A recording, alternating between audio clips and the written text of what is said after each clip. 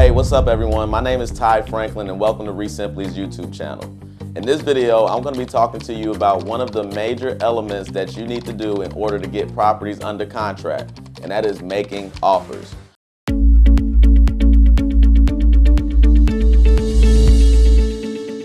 Now, before we do that, make sure you hit that like button and also subscribe to the channel so you get notified for more helpful videos just like this one that will assist you in your real estate business. Now, when it comes to making offers, specifically cash offers to potential sellers, there are two key components that you must consider or must identify before you make your cash offer. The first one is the ARV, which stands for the after repair value. And then the second one is your rehab or your repair costs for that particular property.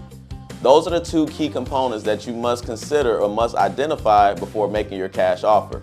In order for you to determine what the ARV of a particular property is, you must be able to identify and analyze the comparables, or what we call in the industry comps. When you are trying to determine what the ARV of a particular property by looking at the comparables, it is very important that you compare apples to apples, because you want to make sure that you are looking at properties that are similar to your subject property.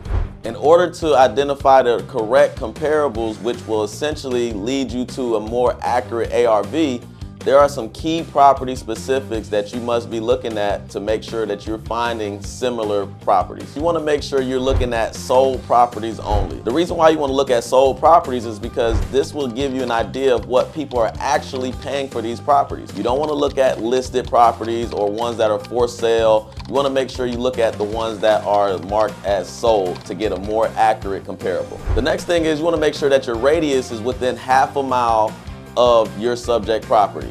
So you're going to be looking at properties that are no more than half a mile away from your subject property. Ideally, you want to look at properties that are in the same neighborhood, but you can stretch it out to about a half a mile. Now you want to make sure you're comparing property specifics, such as similar bedrooms and bathroom count, square footage. In terms of the square footage, you're able to go plus or minus 300 square feet.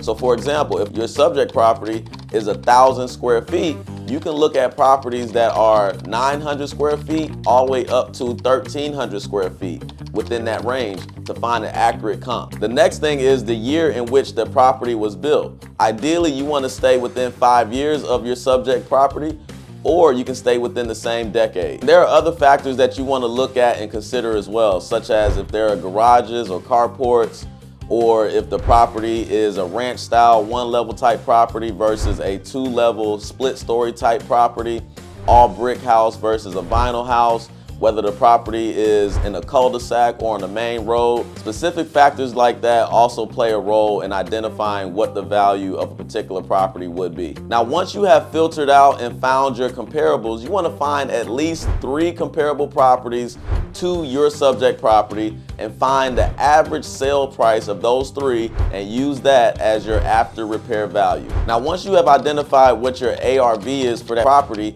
you now want to identify and find out the second key component, which is the repair cost for that particular property. And the repair cost is pretty much saying how much money is needed for my property or my subject property in order for it to sell for those comparable properties at the ARV, or the after repair value. If you're having a difficult time calculating repair costs, I recommend you reach out to some local contractors in your area to get free estimates. Reach out to some cash buyers that are doing fix and flips in your market as well to have a conversation to see how much they're paying for rehab. And then lastly, reach out to some experienced wholesalers or investors in your market to get an idea on what the repair costs are in your market. Now that you have identified those 2 key components, your ARV and your repair costs, it is time to make your cash offer.